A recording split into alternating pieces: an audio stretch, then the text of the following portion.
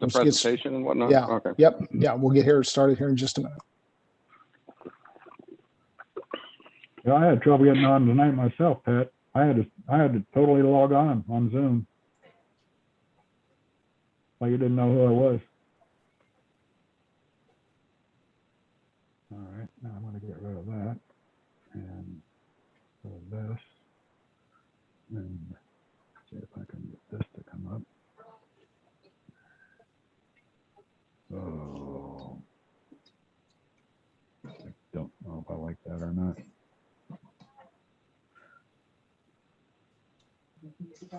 Please.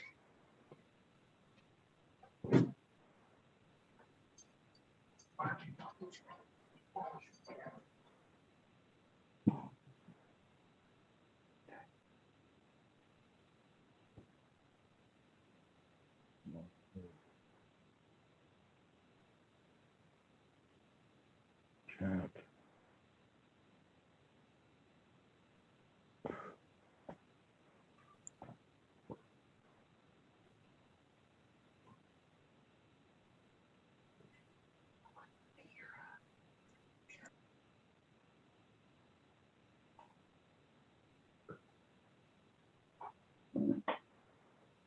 Yet.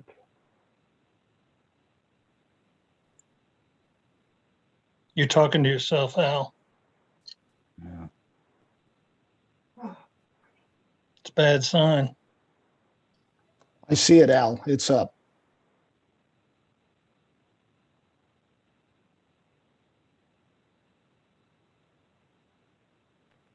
Okay, you see the PowerPoint? Yes, I see your slide, yes. Oh, all right. Let's. On YouTube. Okay, I am not getting the right. Maybe.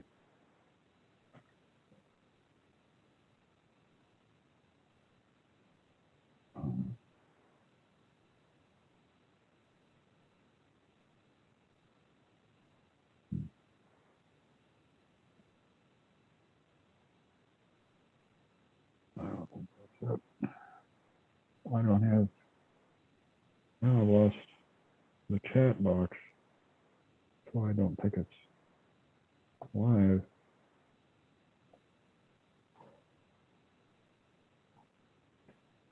Oh, that sure as heck isn't it. I can't get it on mine for some reason tonight. Hey, good evening, everyone. Evening, Evening, Commander. Commander. Appreciate you sending me the link, Pat. Not a problem. Yeah, thanks, Commodore. I appreciate it also.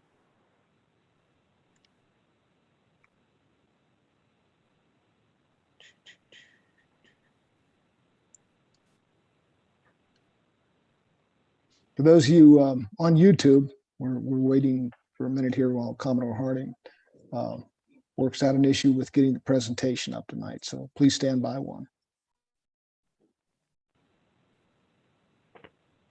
I'm going to switch to Trent's presentation.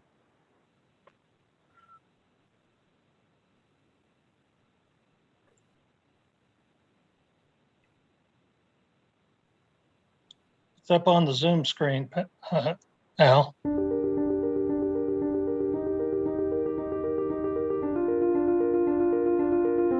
I'm going to Al, stop that. Just Yeah, pardon? back up. That's not the first slide. Yeah, I know it.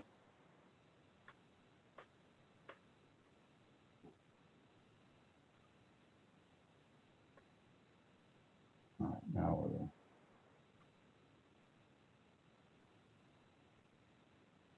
Okay. Okay, now has everybody seen the virtual PE course on YouTube? Yeah.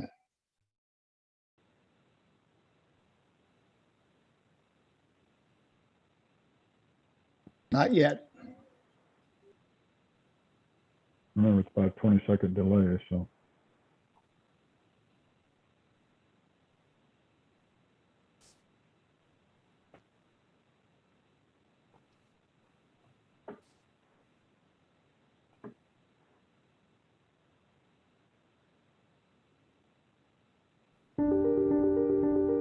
Dang it. Can't remember that. Okay. What?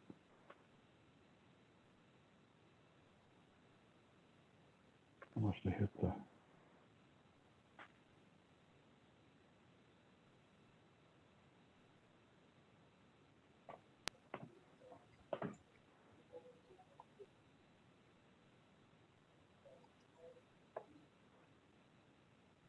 Are you ready to start the recording?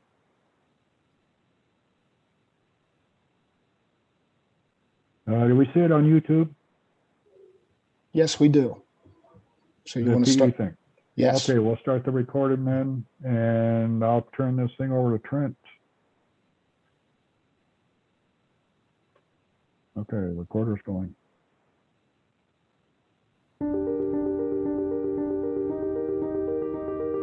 We still want to back up one.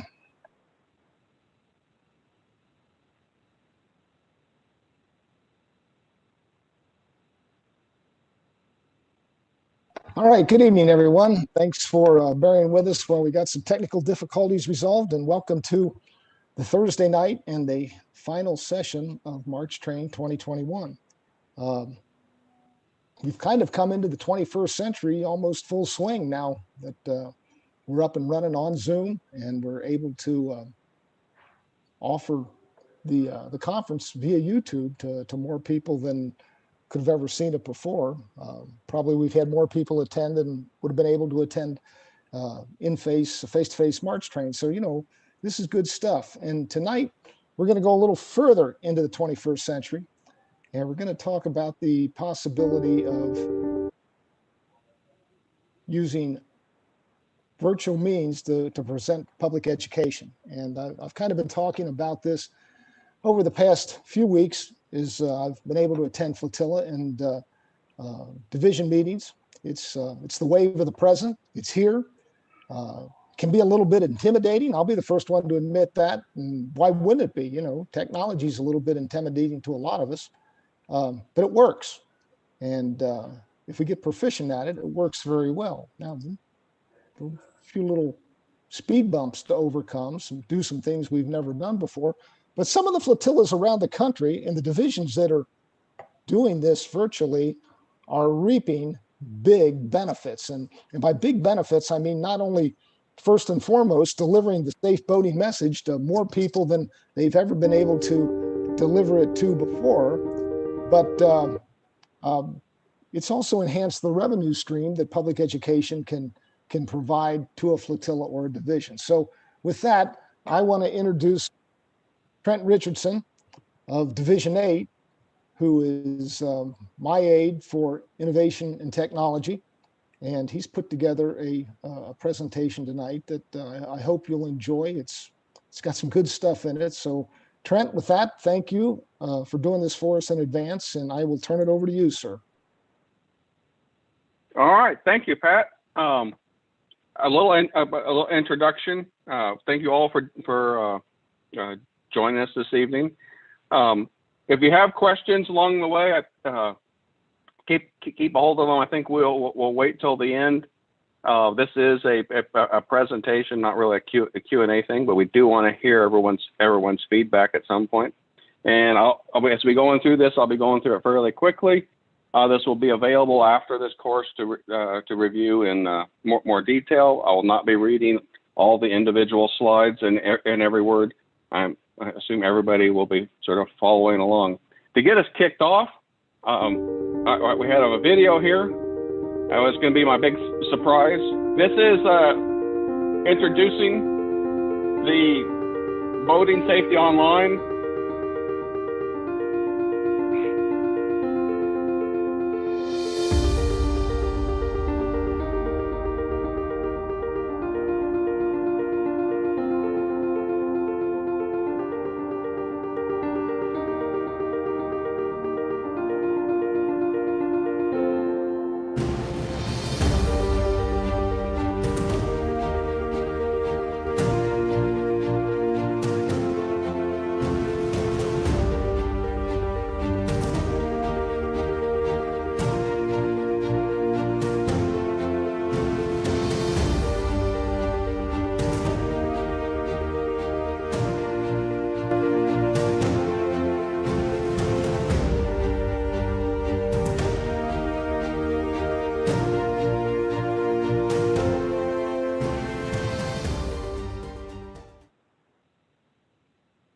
right, that gets us started. That was produced by one of our neighboring districts.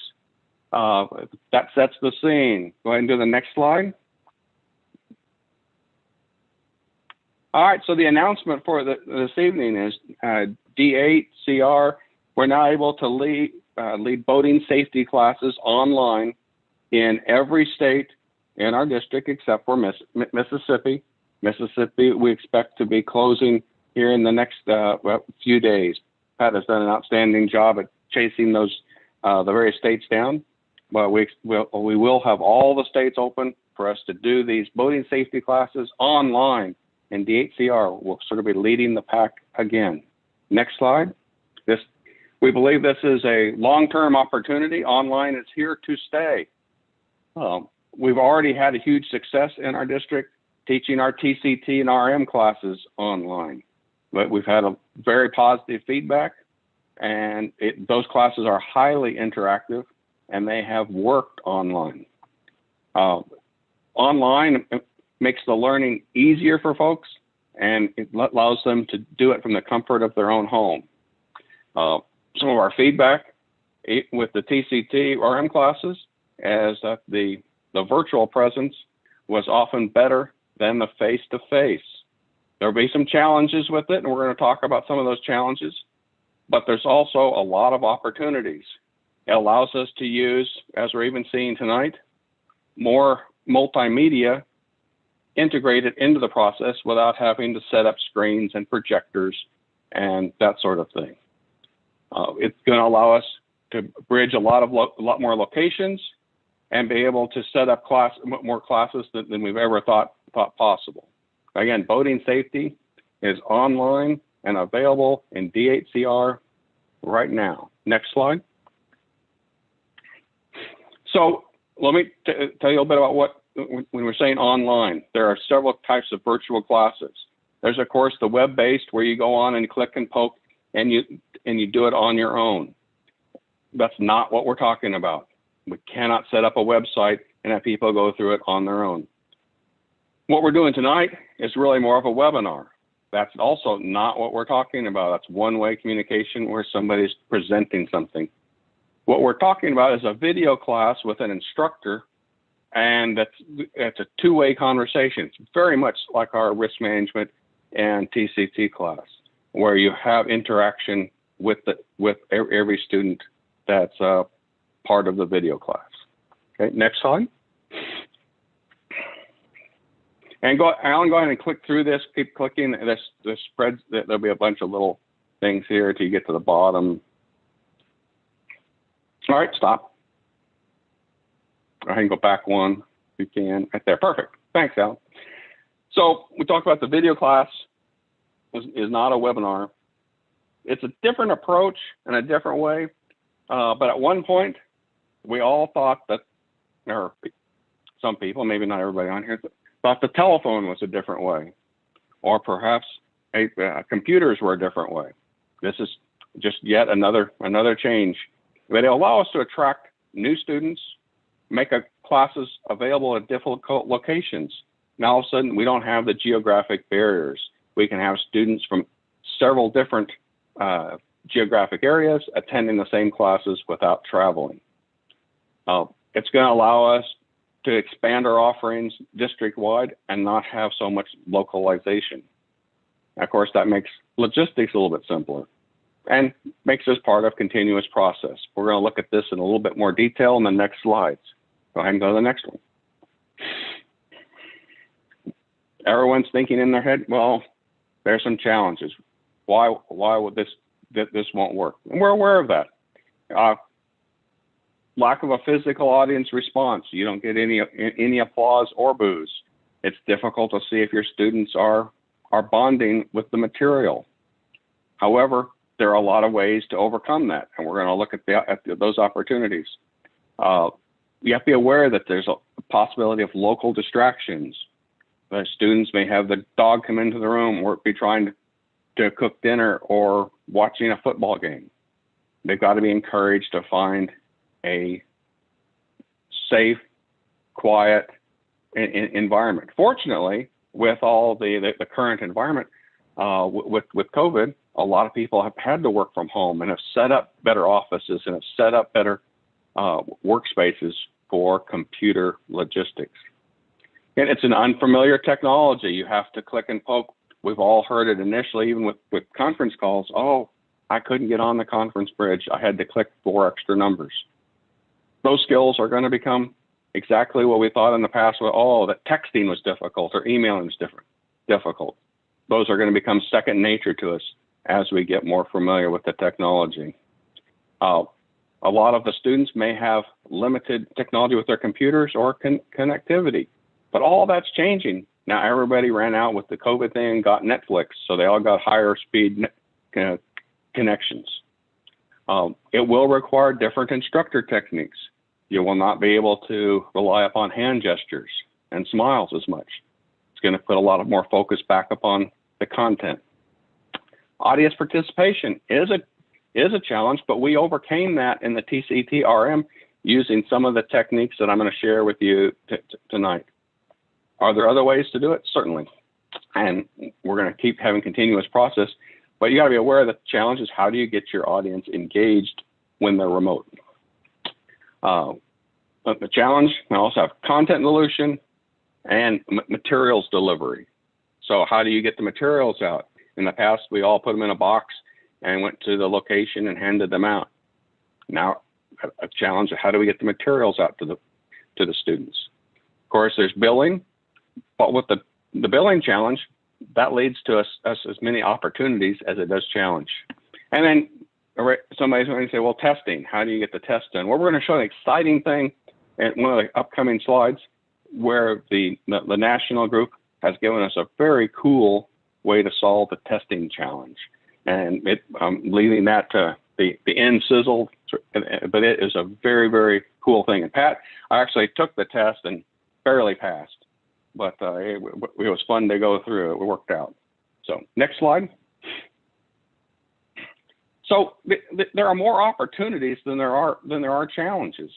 And in the future, I firmly believe when we get over some of the challenges, all the classes will be virtual.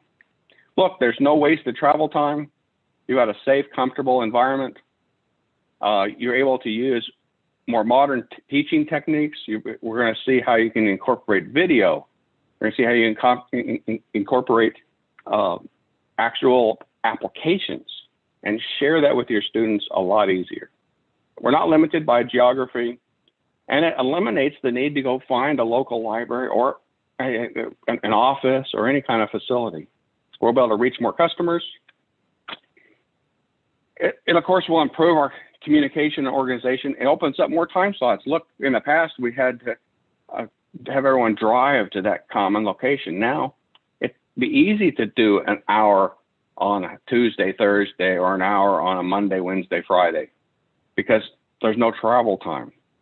And probably a couple of the more important things that come out of this for our district is a more consistent message, and we're going to talk about how we can do that in some of the upcoming slides.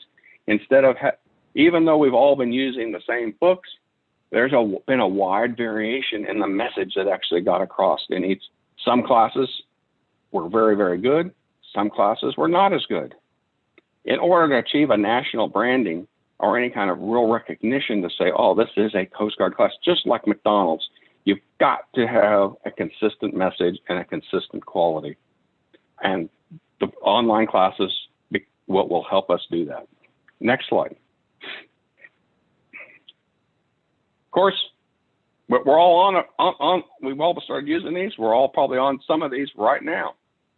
There's a variety of platforms that are available. Some cost money, some are free. Obviously, the ones that cost money are a little better, have a little better audio quality and a few more tools. In the course of deciding on which platform, we're going to have to see what level we're going to do it. Are we going to do it at the individual level? Are we going to do it at the flotilla level or the division level or at the district level? We've got some ideas on how to handle this. That'll be up and coming on how we can make it easier for each flotilla. We don't want every individual to have to go out and pay for a complex GoToMeeting platform. We got some ways to make this easy for us to implement. All right, next slide. All right, the overall plan. Everybody has a 10-step program. We have a 10-step program here too. Looks like a lot, but we're going to go through each one of these 10 steps tonight, and you're going to get very, very familiar with them. Of course, we have to review some of the materials. Some of the materials are different for online versus in person. How do you get started? There's a wealth of material on how to get started. The national group has done a spectacular job at putting together and arranging some very valuable materials, many of which became part of this presentation. We may need to retrain some of our instructors. There's different techniques, so our instructors are going to have to get used to presenting online without physical direct student interaction. Of course, you have the gallery, which is over on the right-hand side there, where you can see your students and you can see if they are asleep, alive, or if they, and I'll tell you one inside trick, if they don't move, that means it's a cardboard cutout. And you should be very suspicious. And of course, we're going to talk about pricing, advertising, scheduling the class, registering your students, billing, how to send out invitations, testing, and of course, follow-up, because you always want to close the loop. So there's 10 steps. Next slide. Talked about the material, so we're going through our 10-step program. Step 1, check out the National PE site today. There's a wealth of materials out there in PDF and PowerPoint to help you get started. Next slide. We already saw an example in this presentation of incorporating video, but the online presence allows you to very easily show your students videos, to show them working programs, and to show physical items. We can do a lot more, a lot easier online. Next slide. Okay, well, we're going to need some different techniques. We're going to have to discover some new methods. Do not read the PowerPoints to the students, obviously. They're going to have to read, listen, and interact. The quizzes were a great opportunity of what we had with the TCT and RM. We incorporated a quiz to have students have something to do as they followed along. Ask for round robin responses. Be sure to use your students' names and go around and make them all respond. I always start out at my TCT-RM, I think you do too, having everybody go around and give me their favorite color, give me a favorite number, getting them engaged, getting them used to shouting out quick answers. And it also allows them to get used to clicking that global mute button. We've all been on a conference call where there's always the one person that starts chatting and they're not on mute. Hopefully, they're not the person that heads off to the head and leaves an open mic. But that happens from time to time.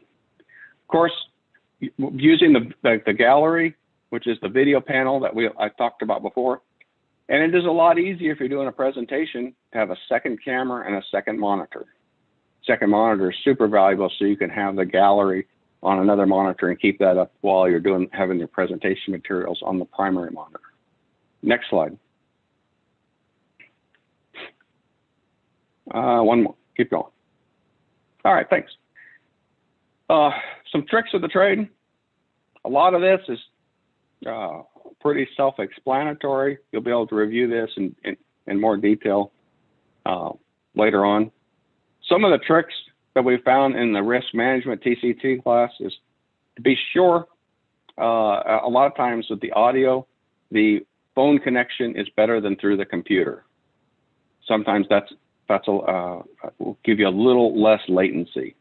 We've also found that the use of headsets are critical to being able to get a good audio presentation. And one thing that surprised me was being sure that if you're showing your camera, think about your background and the lighting. If you're going to show the camera, you need to have a good background that has a lot of lighting and very few personal effects. In fact, a lot of folks when they're doing online presentations, they will drape a sheet, a blue sheet or some light colored sheet behind them so they have a flat background that doesn't have a lot of distractions of having personal items, having a dog walk by or a fan or personal pictures. The students, I encourage the students to be sure that they test the connection before the session. You don't want to start the session at 7 o'clock and have people still fiddling with their connection. That's very distracting and it gets them flustered. And encourage them to try it in advance. Again, with a quiet environment, encourage them that they're gonna need to have a proper computer with a proper screen and a quiet environment. All right, next slide. Okay, talking about pricing your class, there is a strong need across the district for consistency in pricing, but we've got each flotilla and still design their price to suit their needs in their particular area. The thing that in this area, you're going to have to consider the additional mailing cost because you're going to have to take the materials and you're going to have to mail them. The goal would be to have a consistent price across the district. We have a consistent content. Be much again like McDonald's. If you have a quality product, people would expect that they get the same class, the same price, the same amount of time, and the same quality instructor, whether they did it in New Mexico or Alabama. Next slide.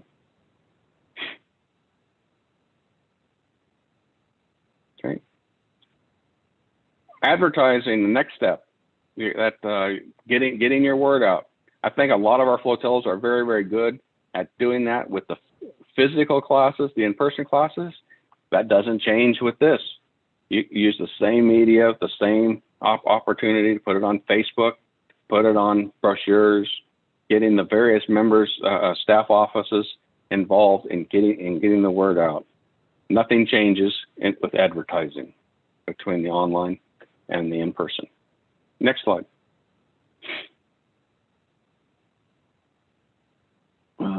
Go ahead and click one more time. I think there's some more stuff on this slide that pops up. There you go. Keep going until I get at the end, Alan.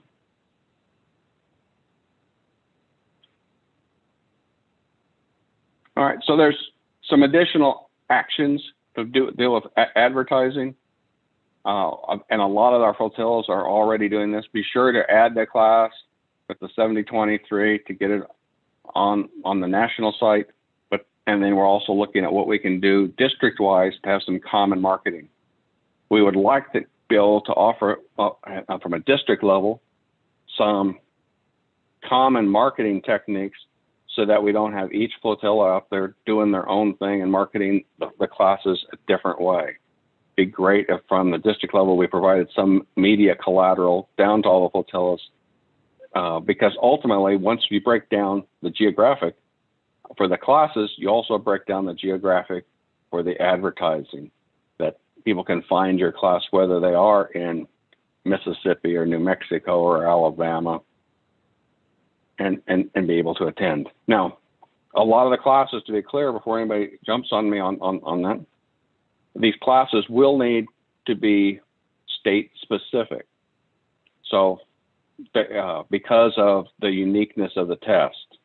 So somebody from Georgia wouldn't necessarily be able to attend a class that was hosted for Alabama. So there would still remain some geographic boundaries. But if we advertise at the district level, there'll be various classes that could be, oh, here's the, week 1, here's the Georgia class, and week 2, here's the Alabama class, week 3, the Mississippi class. You get the idea. And the students can find their way to the appropriate class for their area, for their state. Okay, next slide. All right. Referrals. Again, these are we get the referrals for online the same way we did with the in present classes. And this is just a reminder, the places that many of our hotels are very, very good at populating their boating safety classes by talking to their marinas, their communities, their boat shows, and that. same source of referrals will work for online. In fact, but you may have to, in these cases, be sure to include a description that the class will be online, because one of the biggest objections to, as we put out flyers at boat shows, remember boat shows were geographically expanded, or if we put them out at a marina, somebody may be buying a boat from that marina and they not be in your local area. What would they all say? Oh, well, I can't attend your class because I live 2 cities away, or I'm down south in the state. I don't need your class. Well, now we can say, hey, you can attend from your home. Doesn't matter whether you're right near us or whether you're 100 miles away. Got to be in the same state. If you're in a different state, we can find you a class in your state the same way, but you don't have to be geographically near where the class is physically being held. Makes sense? That removes one of the biggest objections that we saw, boat shows and marinas, people buying boats, that they weren't really from that area. All right, next slide.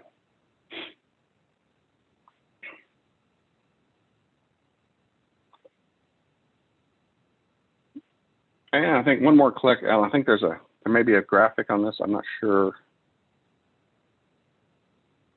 But doing the 70-23, most of it doesn't change with the online, same as we did with the in-person.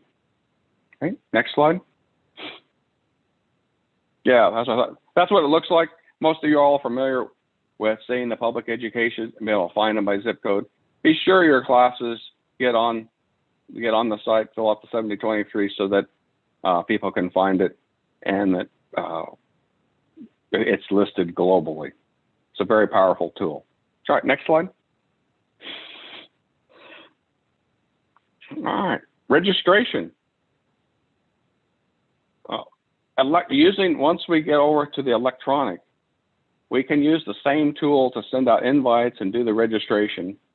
There are a lot of resources out there to make the invitations and registrations very, very seamless, and even incorporate the billing and the payment. Google Forms, we're going to see more about in a minute. Zoom and Eventbrite all allow ways to invite and register your students on the same platform. Allows you to send out invites and follow up and keep everything within the same platform, and then be able to, you're going to see in a few minutes how to run a report to get out your roster from that same tool. A real unique and a real powerful opportunity. Okay, next. That's registration. We can send out the invites, much like we see sent out even for this training. You'll be able to send out with the link on it and the reminders, and even with a link to be able to add it to their calendar automatically. But the important thing is that it's registering them back to a central hub for easy tracking. Okay, next. Okay, just some more examples of what that looked like. Be sure to allow time to send out and mail out the materials. You can get the envelopes and things from the auxiliary. We're looking at ways to do this and facilitate this at the district level to help standardize it. And we needed some ideas from the various flotillas who do this very well on how we can provide better support at the district level for this. All right. Next slide. Okay. Billing, again, if we're using the central hub to send out our invites, many of those central hubs allow for automatic billing. The most popular automatic billing is PayPal. People have gotten a lot more comfortable with using PayPal, where they get the invite and all they have to do is click and pay. That means you don't have to get a check. You don't have to chase them down for cash. And if you're using PayPal, it's very easy to get them to pay up front when they're registering. And then they're more bound to the class experience. This course here is to outline the 10-step program and outline the methodologies that you can use. Each one of these could be a whole course in itself on how to set up the billing and that common registration tool. Go ahead, next slide. Preparing the test. Now this is where the sizzle is. The national group has set up a test using Google Forms. And this is one reason why the classes must be limited to a single state. This allows for automated delivery, electronic execution, automatic rating. It does everything. All you have to do, if you've used Google Forms to send out your invitations, to do your registration, after you have walked them through the course material and they're ready to take the test, you simply click on a link and send them out the Google form. It will prompt them with something that looks like what's on the right-hand side of the screen. It says, here's your test. They fill it out. They go through the questions. And the questions are out there on this test that have the standard NASBL questions, and it's appended with the questions unique to your state. Each state usually has 2 or 3 or 4 questions that are unique to their state. You take the test, it automatically sends in the results. The instructor can see those results. It's automatically graded, and the instructor has to click on one button to send out the grade. It's a very cool process that overcomes one of the biggest obstacles. The National Group did a great job in getting this resource available for our online delivery of boating safety. Okay, next slide. Using the test, it's going to require a little bit of practice. Most folks today are familiar with Google Drive, very powerful tool, and one that's free. You're going to need your own local Google Drive because you're going to request access to the National Test Library. They will send you the test via a link. You can download it. You will download it and put it on your own Google Drive. And then we're looking at ways to do that within the district. We don't want every flotilla to necessarily have to have a Google Drive and download 100 copies of the Alabama test. It might be better to have that at the division level, even some common level where you can download it once and it be available for that state. Or perhaps the district has a Google Drive and we download it for all the states within the district, and that's just available there. It does allow for editing. Not sure why. You want to be very, very cautious anyway about editing it because the questions and the structure. It does allow for you to be able to randomize the answers, not the questions. Don't do that, it'll mess it up. But you can randomize the answers so everybody that's taking the test can't mark C for question 3. And that does add to the integrity of the test a good bit. Okay, next slide. Looking at the dashboard on the Google Drive on the forms, the instructor can very easily see who's taken the test, who's finished taking the test, and from many reports, getting a cross section of how the students did, who passed, who failed, how many were in each category, and even a breakdown on which questions were missed. Extremely powerful tool for managing the results of the class. It also will prompt you to allow the student to be able to review their missed questions, and at the end you can print out a class summary. Super neat tool. Pat, if we did nothing else, this Google dashboard on the testing is worth the price of admission. This makes the online teaching of boating safety possible and even a little bit of fun. All right, next slide. Of course, there's follow-up, the last step in our 10-step process. The Google Forms will allow you to get the grades out, and it allows you a mechanism to send out the certificates. It does not automatically enter it in Docs Data too. We still got to do that. But the important thing I want to remind everybody is be sure that we also use Google Forms to send out a survey. We need to be sure that we have a full closed loop approach to these classes where we always get a survey back from the students asking how we did. And it should be a short survey, maybe no more than 5 questions with some real simple answers. You know, the typical grading is 1 to 5 on each category. Also encouraging our students to post on social media if they liked the class, what they did, and giving them some media to go back and post. In today's world, that is the best way to getting the word out about our classes, if we can have repeat customers and people saying good things about the Coast Guard auxiliary boating safety branded classes out on social media. All right, next. So again, I promised that out of the Google Forms, you can print reports that will show who did what and how they did in the class. You've got their email addresses and everything about it. That makes it very easy to produce one of these reports and use these reports to enter the data into Aux Data. Okay, next. But they won't do it automatically for you yet. So in the future, some ideas that Pat and I are looking for help with at the division level and at any level on ideas on how the district can provide more support for these classes. How can we help with the publishing and marketing?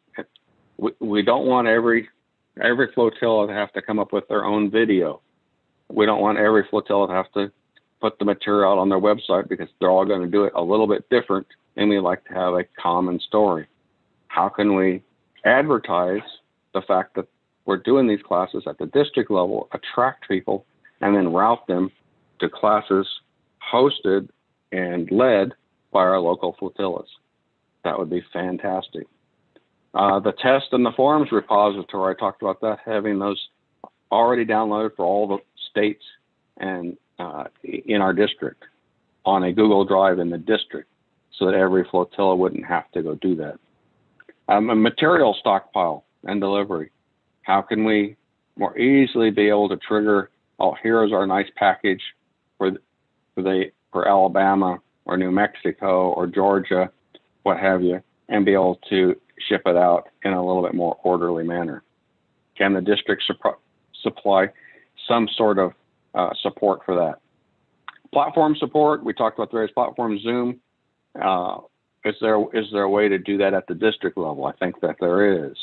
Billing support, getting a way to get a common PayPal account. How can the district help with that and standardize that? It'd be great if everybody didn't use each flotilla out there didn't use a different platform for delivering these classes and for billing. Last but not least, of course, a standard follow-up survey. So each flotilla wouldn't have to come up with their own survey. We could do it at the district level, and we simply give each flotilla access to it. That would allow us a more standard way to evaluate our responses from the classes. It's critical if our classes are going to be branded and have a higher attraction rate across a larger area, that we were able to control our quality. Next slide. Boating safety is online in D8. We look forward to being able to help folks get started in your local areas. Pat, you have anything else to add? Well, thank you, Trent. Excellent presentation. And I hope everybody watching on YouTube enjoyed it as much as I did. And I got a lot out of it. I know you and I discussed this before you put it in there. And we do need some help. I mean, this is some innovative stuff, folks. We would like to be able to standardize some of this stuff at the district level if we could. And don't know if that's possible, but I think if we can find some people that are innovative, got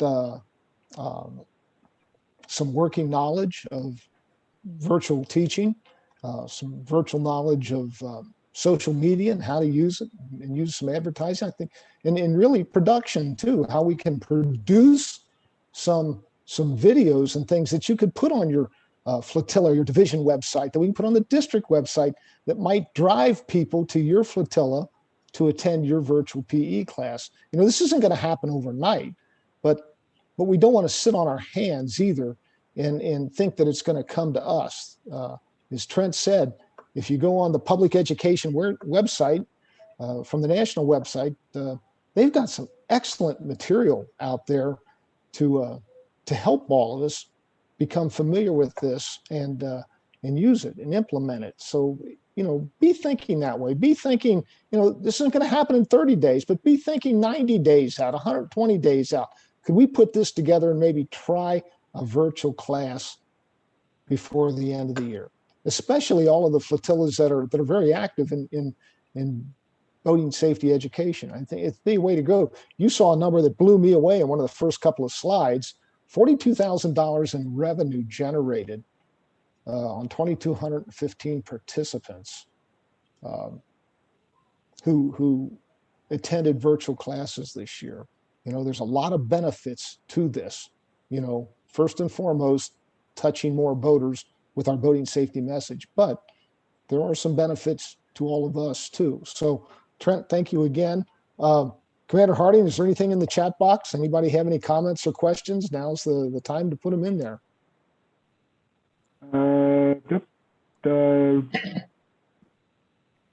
Pretty good response. One question from Pierre Catala. How do we prevent cheating on the test? Is the test open book? Trent, you want to field that one The for us? test is, yeah. Well, they do have to sign a certification that the test is not open book, and they do have to sign the certification. It's part of the online test that that work is only their work. Now, of course, that means that we're on the honor system. The randomization of the questions means that people can't really sit together and necessarily get any benefit from that. But other than that, it is a good bit on the honor system. But frankly, no different than if the students were sitting next to each other and taking the class. And at the end of the day, you know, we do the same thing with some of our training where we allow self-attestation that, yes, I've taken the course because I said I did and I sign a paper. And in a lot of college settings, I understand that exams and tests are being taken on the honor system as well. So it is the wave of the future. Any other comments or questions in the chat box? None there, but I've got a question that not hypothetical, but in the case of the Texas system for Texas Parks and Wildlife, now we can charge what we want to for the ABS class, but when it comes time to certification, that is $10 per student, and that has to be handled online through their Texas Parks and Wildlife software in order to show that the students have paid that money. How would that be handled in a situation like this?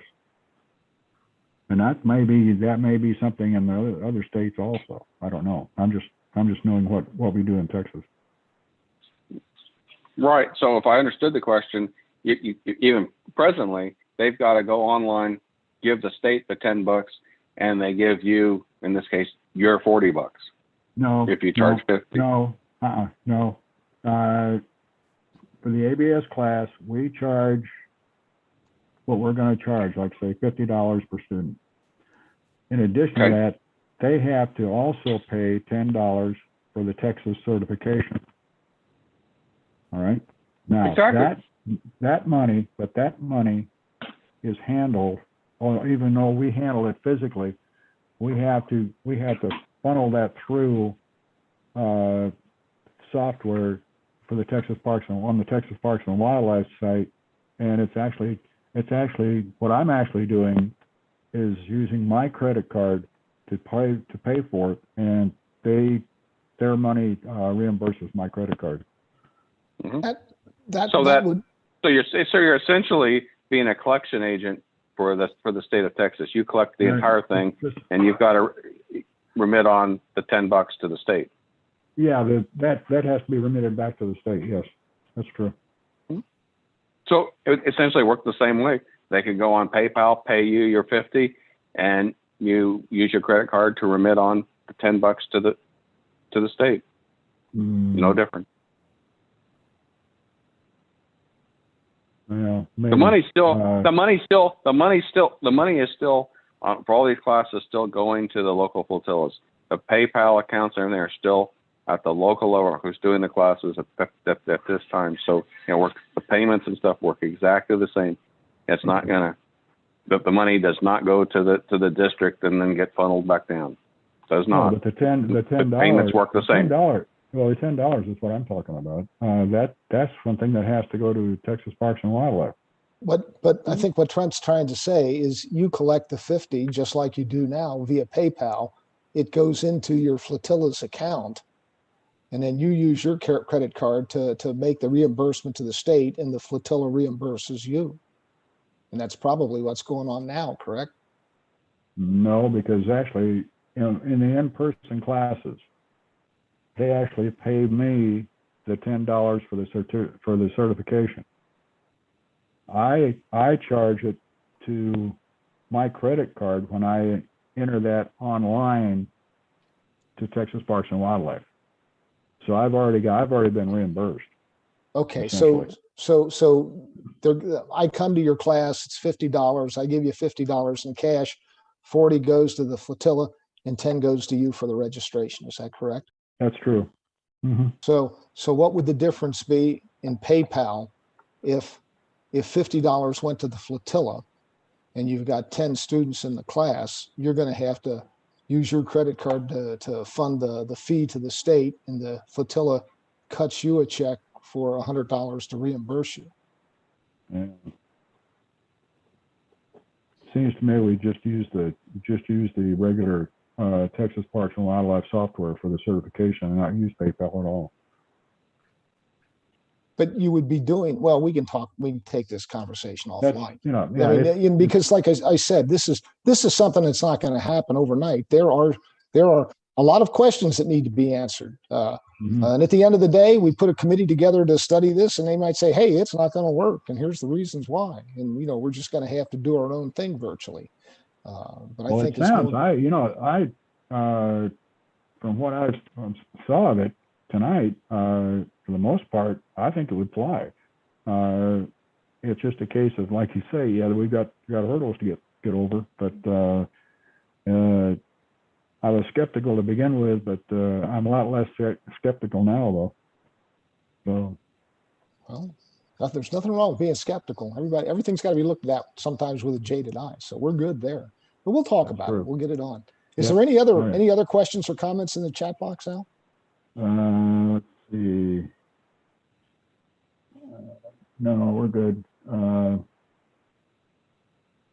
Raphael says, in Louisiana, where they use wildlife and fisheries booklet and test, flotillas are not allowed to collect fees.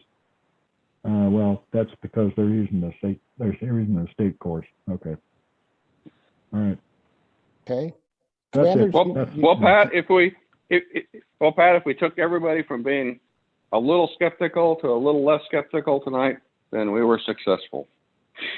That's correct. Trent, I'm surprised Trent didn't use his standard line. His standard line when he gets in front of a group of people is usually, if you take 3 nuggets away from the presentation today, I've been successful. So we hope everybody takes 2 or 3 nuggets away from tonight's presentation. Commander, do you have a comment, sir?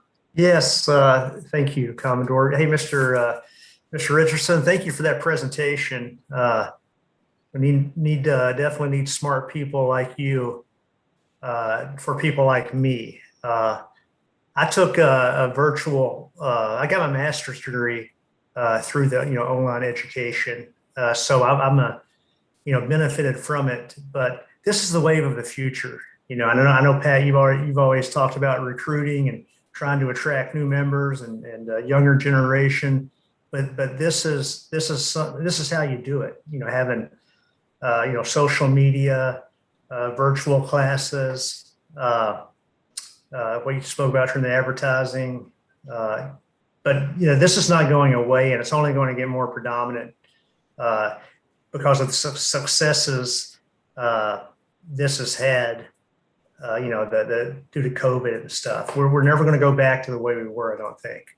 But no, this is good stuff, and I don't understand a lot of the sausage making part of it that Trent you were talking about, but I have benefited from it, and definitely an advocate. That's all. Thank you. Thank you, Commander. Counter Harding, anything else in the chat box, sir?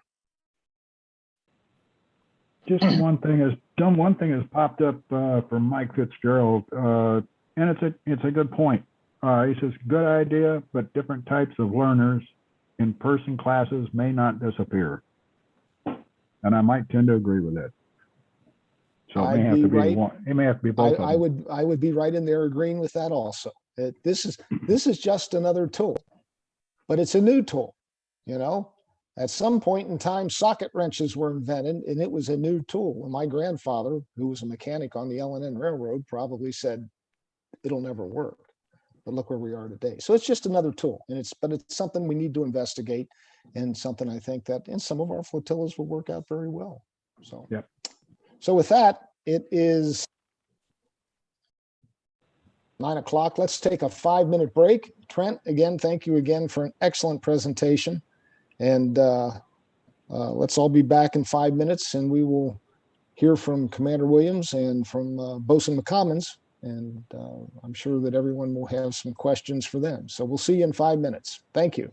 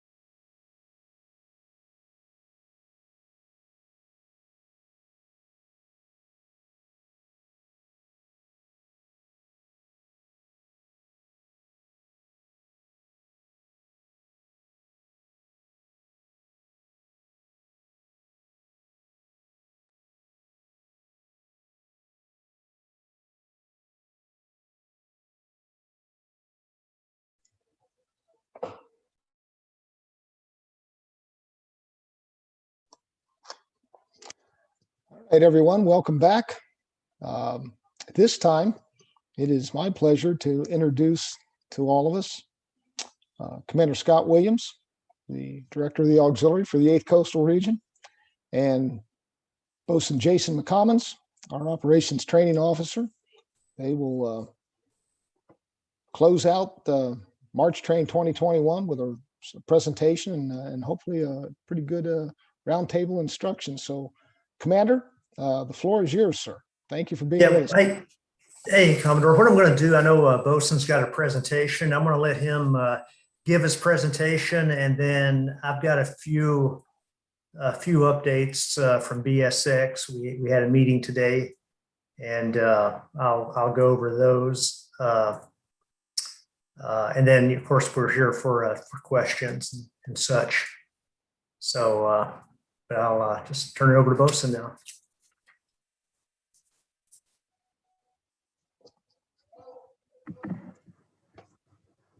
All right, let's see. Can everybody hear me okay? Yes, sir. All right. So good evening, everyone. What I'm going to do is I have a few things I'd like to get through and show you. So Al, it's in a Word document, so I'll just tell you to scroll down piece by piece, and we'll try, we won't go too fast. So what I'm going to cover first is I'm going to cover offer for uses and facility inspections. And then secondly, it's going to roll into the new patrol order requests and how to submit them. And then after we get through this, I will be covering, I want to talk about the PLB audit that I sent out and why we're doing it. I've spoke about it a little bit this week, but we'll go into a little bit more in depth, but not too crazy. I'd like to talk about some orders and travel claims briefly and bring that topic up as well. And if I can figure out, I was just trying to get into Aux Data. We might try to play with Aux Data if we have some time. If I can log in and then pull it up in a live feed, and maybe Mr. Harding can give me control, but that'll be only if we have some time. So we'll get to it. First, we're going to talk about, as many of you know, you saw the All Aux message that came out, that the Aux Data came out with a new update earlier this week on Monday evening, or Monday during the day. And the patrol order page layout and the patrol request process has been updated. And the patrol order page layout provides better visibility to the objects in certain fields on the right-hand side of the page, and the layout, some of the changes, better visibility for activities and files and patrol order history. We'll talk a little bit about the chatter function and what that is and how it works. It's a great tool. So if you could just scroll down to that first section, and this is going to be talking about offer for uses. So requesting a facility inspection. Now, when you log into Aux Data, your screen will probably look something like this. And up there you have, go ahead and scroll down a little bit, please. You click on the facilities tab up at the top. And you can go in, and there's several ways that you can find your facility. You can do it by your name. You can create your own list. You type in your facility, the name of your vessel, your last name, under your member profile. You can type in your registration number of your facility.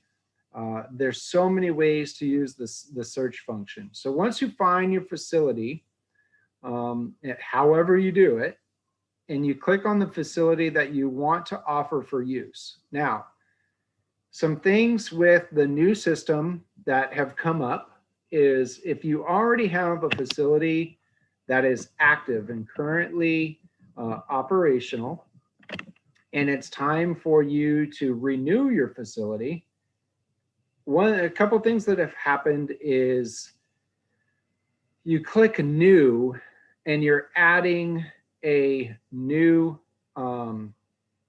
facility, and then we have duplicate entries and it becomes quite a mess and a heartache. So when you click on the facility that you want to offer for use, whether it's a boat, an airplane, a radio, PWC, vehicle, what have you, before you offer a new facility, ensure that the facility doesn't already exist as it says.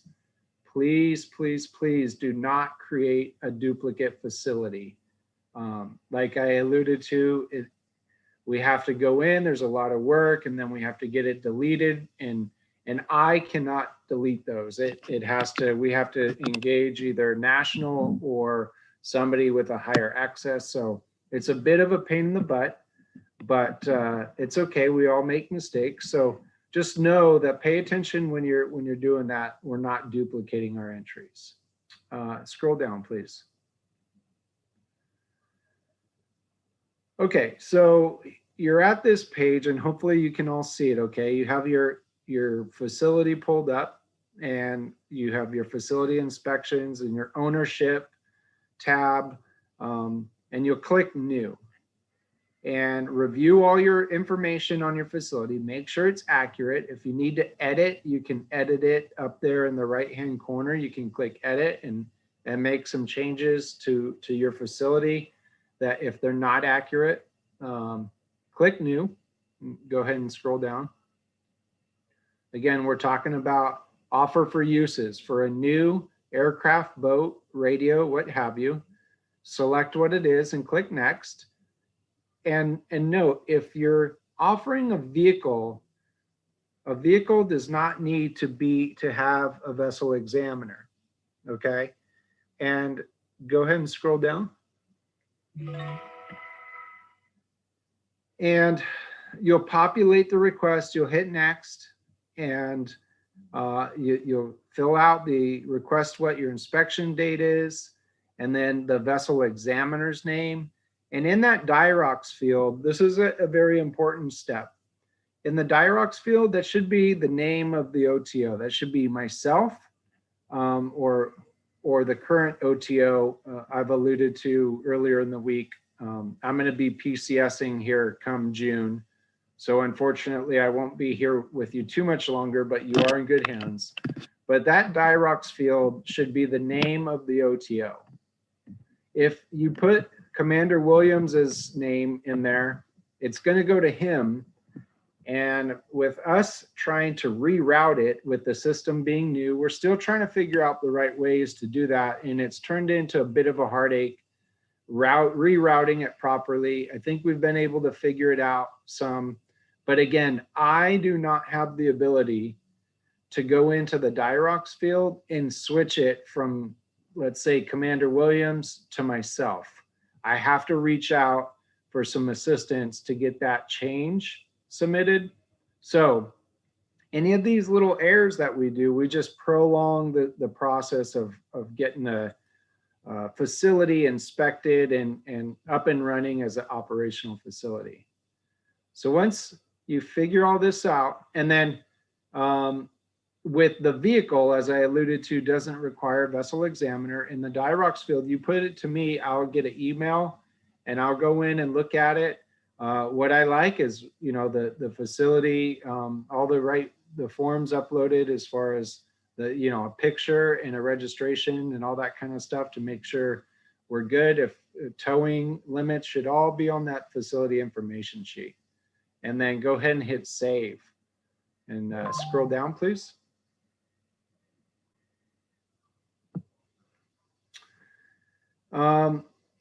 So keep going.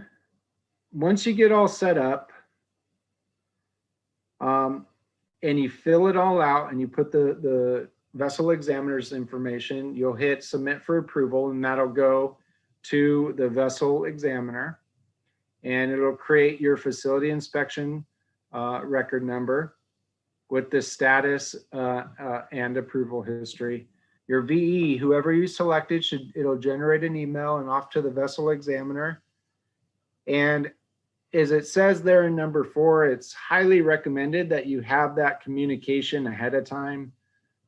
So if you just put somebody down and you send this request, then it's not, it may sit there for a while because they may not be aware of it. So I highly encourage you all to communicate with your vessel examiner for availability and scheduling purposes, and let he or she know that it's submitted. So continue, please.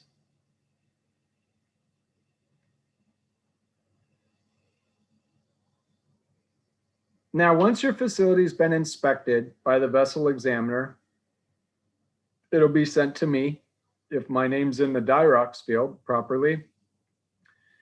And we'll go in and we'll review it. So at this process, when at this time in the facility offer for use, even though there's an email that's sent directly to me, I forward this email to our DSO VE, who's Mr. Barry Fox, and I have the DSO VE verify the offer for use is properly filled out. All the documentations are correct and uploaded correctly. And then once he reviews it, he'll reply back to me and say, go ahead and approve this facility. So at that point, I'll go in and I'll approve it. And now you're ready to request patrol orders and you have operational facility, so on and so forth. So the process for all this really is quite quick, as long as we jump through all those avenues, those small little check marks. We upload all the forms properly. We can't just submit only the facility inspection form. We also need to have the facility information sheet and so on and so forth. So Mr. Barry Fox has a lot of good information about exactly how to do this. But this is the new, this is the offer for use area. Now that you're up and running, we'll get into some patrol orders. Go ahead and scroll down, please. Okay, so now that we want to request patrol orders, this is the new change that has come out on Monday. And it's going to eliminate the request tab. So what you're going to do is in the top right-hand corner where it says more, you're going to click on patrol orders and you're going to scroll down. If you could scroll down a little bit. This is the new step that replaces the request tab, okay? So patrol orders, and then you'll select new. Keep going. And you're going to say a new patrol order. You're going to either have a patrol order or a request. So very important, do not select a new patrol order. You need to click on request a new patrol order.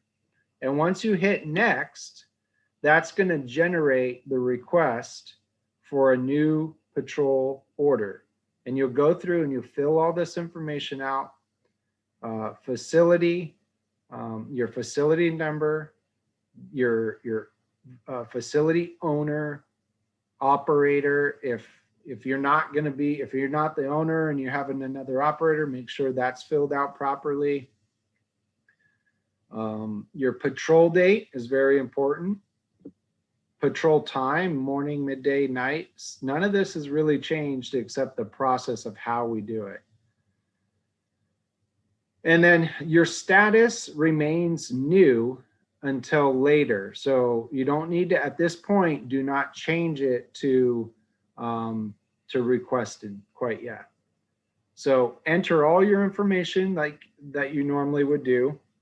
And down in the bottom right-hand corner, you can see the description, you know, a good thorough description of what you're doing and when you're doing, and be as detailed as you can.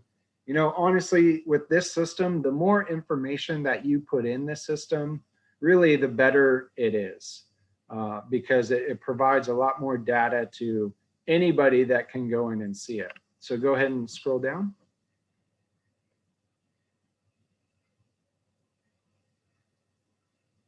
Facility, boat type, aircraft or radio, what have you. Select your patrol type, what type of patrol that you're doing. Click save. And then your screen's gonna look like this, and you're gonna click on, you need to assign it a location. So you would assign your vessel a location.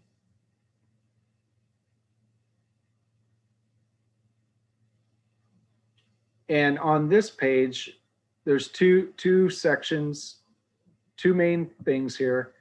Your sector, your subunit, and you manually type in the specific patrol area. So make sure that these fields are filled out applicable to wherever you are going and where you're operating.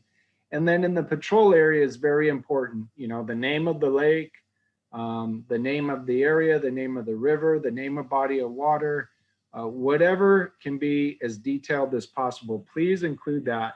I have seen some where it's minimal entry or none at all. So please add information to it. Once you've done that, you click save to keep moving forward. And you'll see in a lot of them, you'll have the little pencil icon in the status field. At this point now, you're gonna make the status, you're gonna change it from new to requested. If you change the status to requested earlier than earlier in the process, you're not gonna have all the information, and it's probably not gonna let you move forward. So do not change the status from new to requested to later when you're all done and everything looks good. Once that does, you change the status to requested and you hit save. And then off it goes to your OIA. And now you've created your patrol request the new way compared to the old way. And a notification's been sent, and you'll receive an email once the OIA approves it and they review everything. Again, same kind of thing is I would encourage, make sure that you're talking to your local OIA ahead of time so they know that it's coming. You have good communication about, patrol requests and what the intentions are. There should be a two-way dialogue, and it's not a surprise about just requesting patrols without anybody really knowing. Your flotilla commander should probably be kept up in the loop as you proceed with patrol orders and patrol requests. Let's see, when you return, and then I think we're going to get into when you return from conducting your patrol, you go out, and now it's time for you to fill in the rest of your patrol order. So let's see, scroll down, please.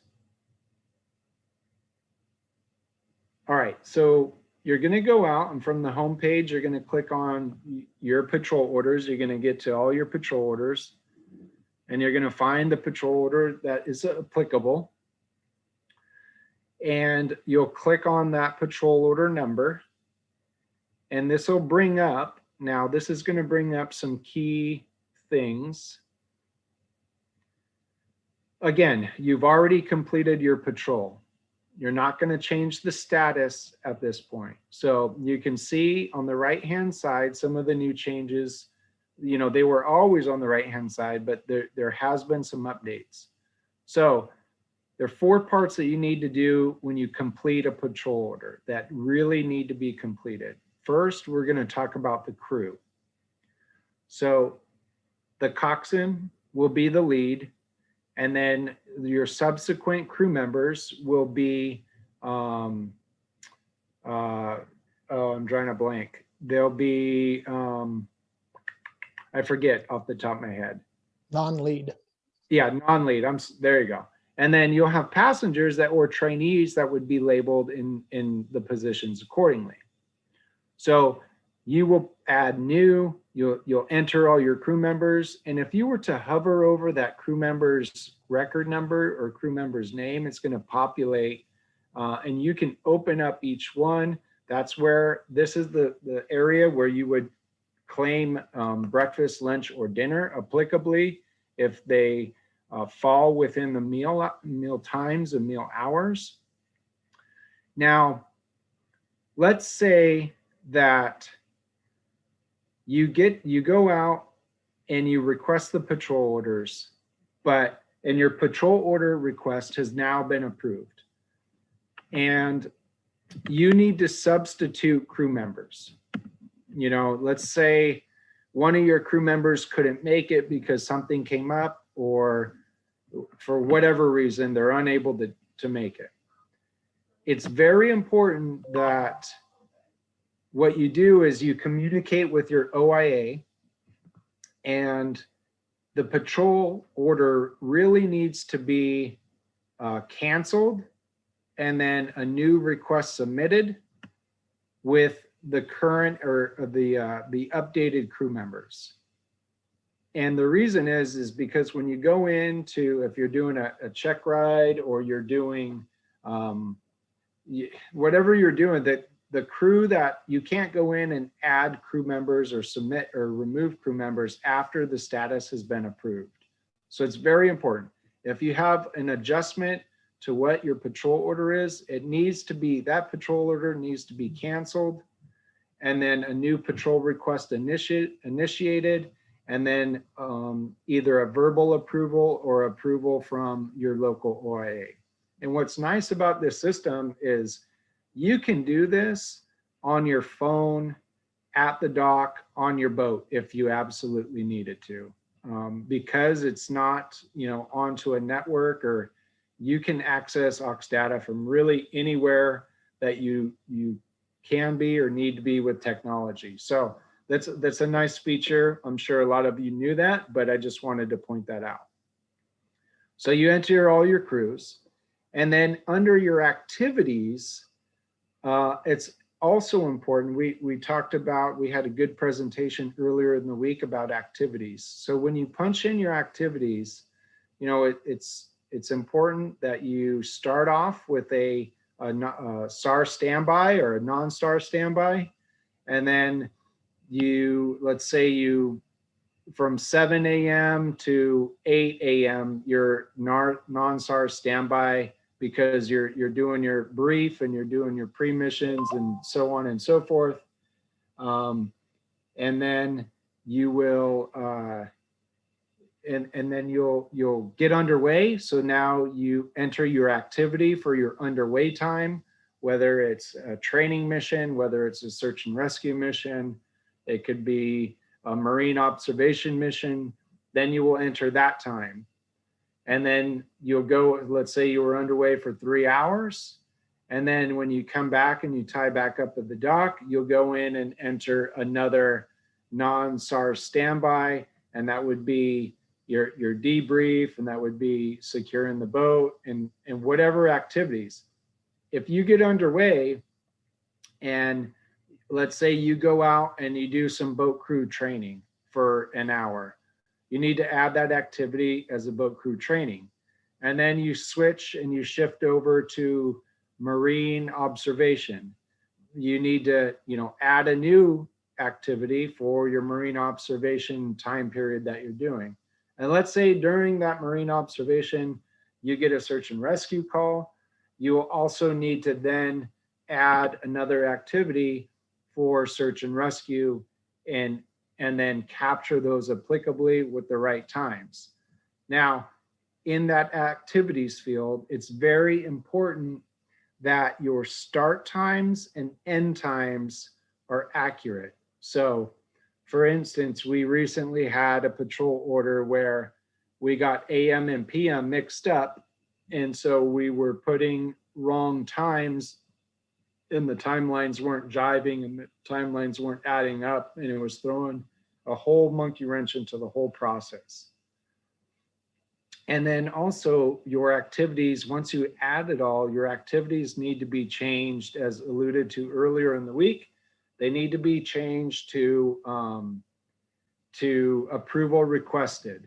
And then your local IS officer will go in and approve those activities and make sure that they're accurate, and change the status to approved. when you have activities that are left open, then, you know, the associated people, because you have to associate each crew member with an activity, those people may or may not get the right credit for the things that they are doing. So again, I don't want to just re-emphasizing the point from earlier in the week with your activities. So the key takeaways: make sure your non-SAR standbys, make sure your missions are entered, make sure your start and stop times are accurate, make sure your status is not left open. You need to change the status. And if you did a search and rescue case, in that activity, you need to identify if lives were saved or not saved. And you only check lives saved if you actually pull somebody out of the water and you actually save their life. If you're searching, if you're doing search patterns to support a search and rescue mission, that is not lives saved, nor lives assisted unless you come across and you actually do something. And then if you have to attach the missile number with the active duty. So that's something, if you're engaged in search and rescue, you really need to talk to your OIA to make sure that you're capturing and providing, again, the more information and data that we have in there. The minute you do search and rescue, you're going to get a little flag that's on the header that pops up, because it should tell the OIA who reviews it that, hey, this was a search and rescue case, and so on and so forth. And you'll go in and you'll fill out all your reimbursables kind of moving forward. You'll attach any files that are more than $75. So any receipts should be uploaded. Take a picture of them, upload them on your computer. Anything over more than $75. And the crew, if you have active duty, do not put active duty members as your crew under member. See where it says the member is, in this case, it's the aux tester, but your member name is there. Do not put active duty under member. Check the active duty box and put the name. It'll go under where it says name. It'll say Lieutenant so-and-so or BM1 so-and-so. And then under that, the position would be non-lead. So I hope that's clear. So kind of moving forward, let's keep going. So we've entered all our reimbursables. We've done all our activities. And if we need to search people, I think we pretty much know how to do that. We can keep going. Non-lead, active duty, I talked about. When you add the activities, this is all the same stuff from the last night. It's a boat, it's an aircraft, and you have your new activities. When you fill in all this information, make sure it's accurate, make sure your times are good, and you're gonna keep moving through the system and fill out all the details. Let's see.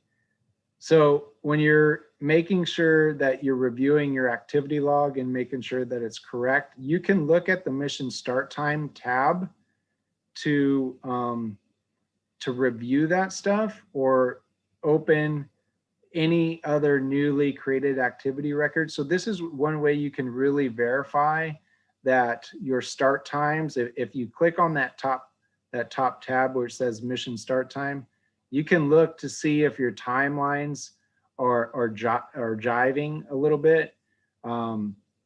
If you can see with this activity entry, they had the trailering at 8:30, and then they got it in the water in a non-SAR standby at 11:45.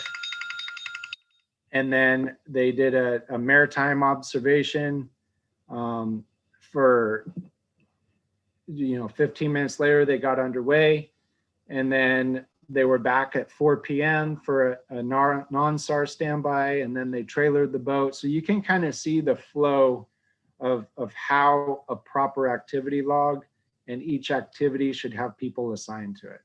All right, keep going. Again, this is just a way that you can add members to each activity, so I'm not going to beat that up too much.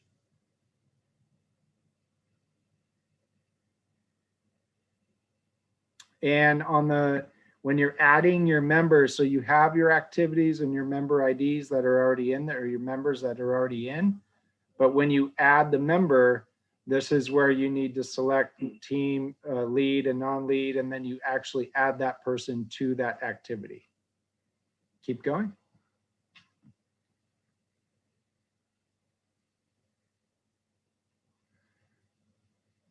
All right. The review status, you can change it now.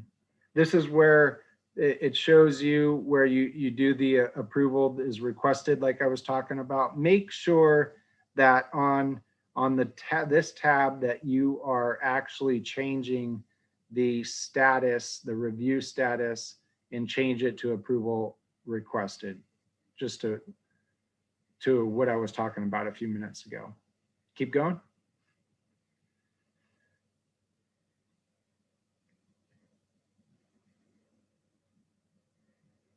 All right, so once you navigate and you update all your engine hours, one thing that I'm noticing is when you're putting in your reimbursable, such as engine hours, automobile mileage and fuel and ice and other reimbursable stuff.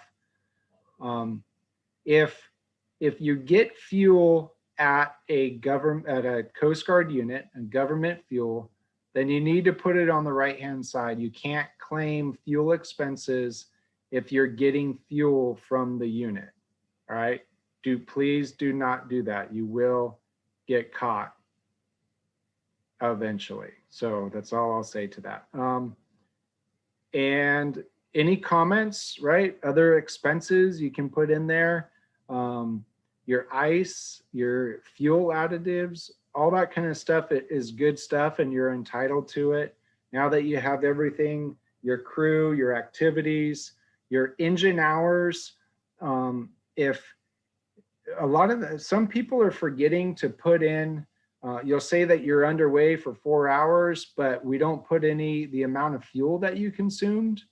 Again, make sure that you fill out as much information. Gallons used is really good. How much did you use and how much did it cost you?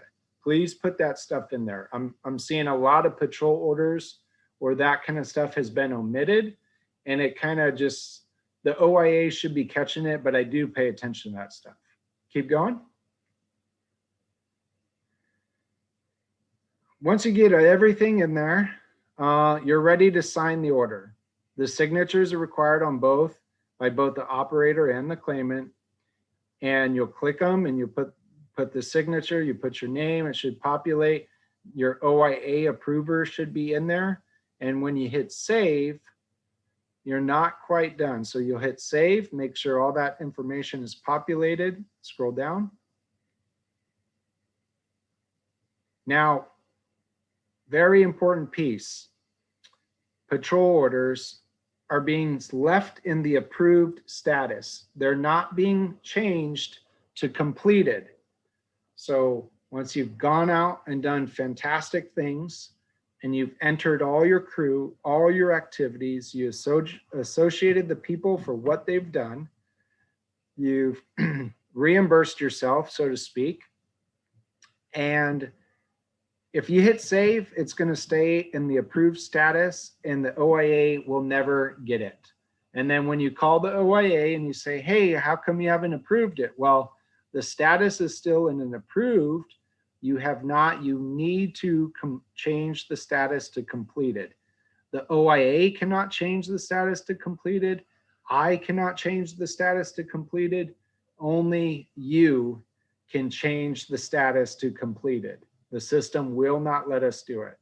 So once you do that and you change it to completed, you'll hit save, and that will generate, go ahead and scroll down, please. That will generate an email to your OIA. You've successfully saved your patrol order. And once the OIA reviews it, he or she will ask any questions and then he'll change the status to submitted and off to the finance center that it goes for reimbursement. So it seems like there's a lot of stuff in there, but there's a lot of good tutorials on how to do it. And if you ever have any questions and you get stuck or you get frustrated, you know, reach out, call your OIA. You should have the relationship to where you can call he or she and walk you through. If you still can't do it, your OIA and yourself, I'd be happy to do a meeting with both of you so we can figure this out together and find out what the problem is, and I can review it. I am not the approver by any means, but hopefully I can point you in the right direction. All right, I think that's the last page, right? Okay, good. So let's see, how am I doing on time? We got about 20 minutes. Okay. So I'm gonna stop there and we'll answer some questions about patrol orders and stuff like that after. I'm gonna kind of shift into briefly the PLB audit. So we sent out the PLB audit, and I've gotten, I saw in my email, I've gotten Division 1 and I've gotten Division 5. And I haven't looked at Division 5 yet, but I did have a lot of good feedback for Division 1 and some things that I'd like to highlight and reiterate and reinforce when it comes to the PLBs. What I need to do is I need to find out what we have and where it's at. And the whole shift within this program is going to move into having this gear and your SAR gear attached to your profile in Oxdata. So we know when your inspections are coming up, you know when your battery is going to expire, you have all the information. Again, the more information we put into this, the better off it is. And all of that stuff is really right at your fingertips. And we have great visibility, and it's better tracking, it's more cost effective for the amount of equipment that we have out in the field. We're talking hundreds of thousands of dollars and millions of dollars throughout the Coast Guard, and the amount of gear that we have out there. So once the flotillas make the report with the Excel sheet, and they'll send it up to their division and vice division commanders. Once you do that, I just really want to reemphasize this point. Once you submit that and I get the report from the division commanders, I will go through and I will vet and I will pull up everybody. I'm looking at everybody's profile, and I'm looking at if you're in rear, if you're enrolled in the boat crew program, if you have a competency of coxswain or crewman, you know, and I'll provide feedback, and then we can address specific issues as we move forward. But this report does not preclude you, again, does not preclude you from submitting a materials request to request new PLBs for replacements as your batteries become expired. Again, you still have to submit a materials request. We are not going to automatically send you new ones based off of the Excel spreadsheet reports that are turned in. Again, ESSA or FSO MA officers, be attentive to this. That will be submitted up to your division materials office, and then up to the DSO, who Bessie Sowers will review it and then send it to me, and we'll vet it, and then we'll FedEx you some brand new spiffy PLBs to get them registered and get you back out up on the water. The process really shouldn't take terribly long, but I just wanted to bring that up. And orders, TDY, travel claims. So if we cut you orders, it can happen in a couple different ways. One, your local sector can fund and cut orders, either non-reimbursable orders or reimbursable orders if the sector is supporting you in whatever you're doing, if you're traveling, so on and so forth. And then whoever issues your orders will also do your travel claim. So the sector that issued your orders will also do your travel claim. If Dyrox is issuing you orders for, let's say, Martrain or one of the district trainings or some other district need where we fund, we will take care of that in-house with Mr. Jack Granger and myself. We will give you orders and then also work with you to complete your travel claims. If you are deployed for a natural disaster, specifically hurricanes, because that's my only experience so far, it's the process a little bit different. When you get a TONO number that is issued through the area command, Mr. Joe Leonard spoke about this the other night, not morning, in regards to incident management. You're going to be cut a TONO number. That is not orders. All that is it's a funding account number, essentially, that will obligate some money and funding for you to go out and support and do what you do to support the Coast Guard. What needs to happen is we need to take that TONO number and convert that into actual TDY orders.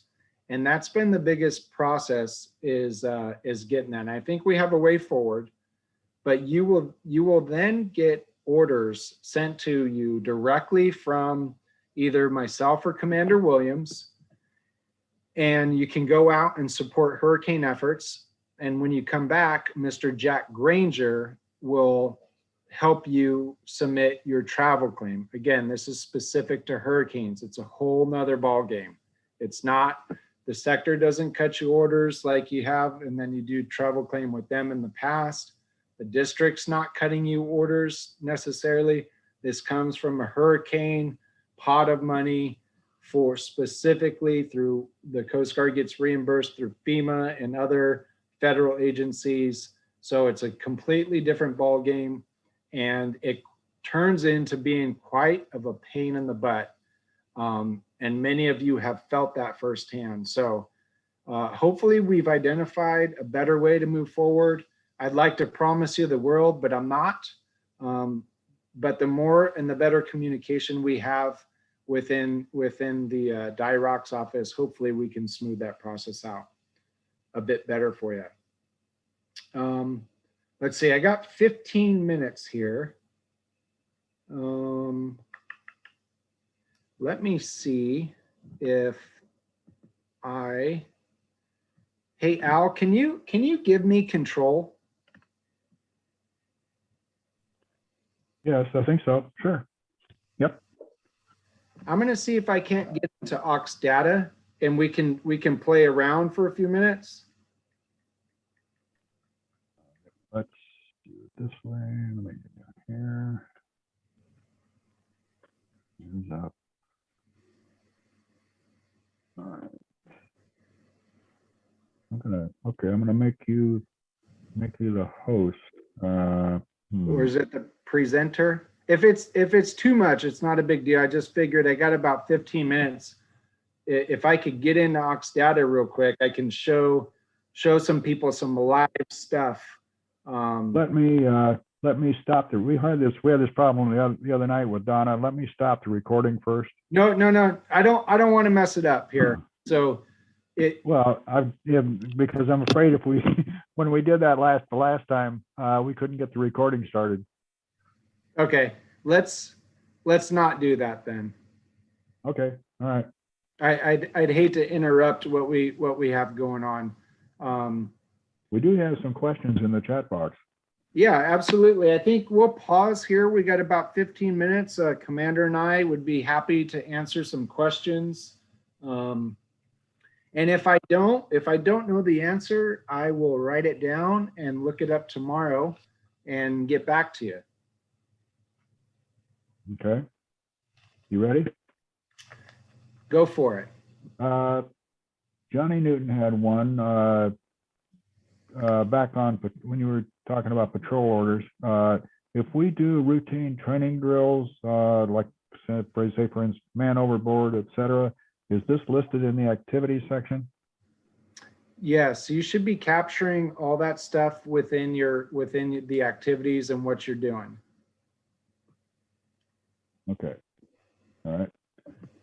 Then Mike Fitzgerald had a couple of questions. First one was, if the goals side is going to take care of the NOAA and registration, since they have all the data?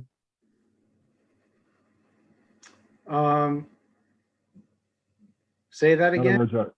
other words, I if- think Mike's asking, since you have the data because of the Yeah. PLB audit, is Dyrox going to take care of registering the PLB? And I think the answer to that is no, correct? Okay, yeah. So PLB question. Okay, so the answer is no. We put out the most recent PLB policy letter, and you can find that on the district website. And Mike, I'd be happy to talk to you directly if you had more questions, but the short answer is no. It's the member's responsibility to deregister it, and then we'll give you the new one for one exchange. And all the old PLBs, as your batteries start to become expired, you will turn those in to your materials officer and up to the division materials officer, and I will work directly to generate a FedEx label. Those will ultimately come into my possession. I don't need you guys to destroy and show proof and do all this. I'm trying to make it a little bit easier. You're basically returning the PLB to the Dyrox office. I will verify that they've been deregistered, and I will recycle them and dispose of them properly. And then you're off and running with your new one. Again, I'd be happy to talk with you some more. There might be some minor adjustments to it, but for the most part, that's the way we're doing it. okay, he did have one other question on PLBs, and he's saying that since we now have requested batteries, do we now need to request new PLBs Yeah, as so well? we are not replacing batteries. The main reason is as your batteries become expired, you're getting brand new PLBs, the whole thing, because it is more cost effective to replace the batteries with the current contracts that the Coast Guard has with specific vendors that are labeled on the MPC. It's more cost effective for us to replace them than it is for us to try to get them sent out for servicing and replace the battery, take it back in and out, and so on and so forth. So that's the way we're doing it. This isn't my decision. This is a headquarters decision on the way we're managing PLBs. They're all funded by boat forces in 731. There's specific allotted money to PLBs. So please do not go out and buy your own PLB. We will, as long as you're enrolled in the boat crew training program, you're not in rear, you have a competency assigned to you for coxswain or crewman or air, even aviation, and everything's on the up and up, we'll get you a new PLB. There are some people out there that have a PLB that haven't been on the water since 2016, 2014, or 2018. With COVID, I understand that there's going to be some challenges, but if you're not actively, doing the boat crew training program, on a case-by-case basis, we can evaluate it, but you shouldn't be requesting a new PLB, and I won't send you one.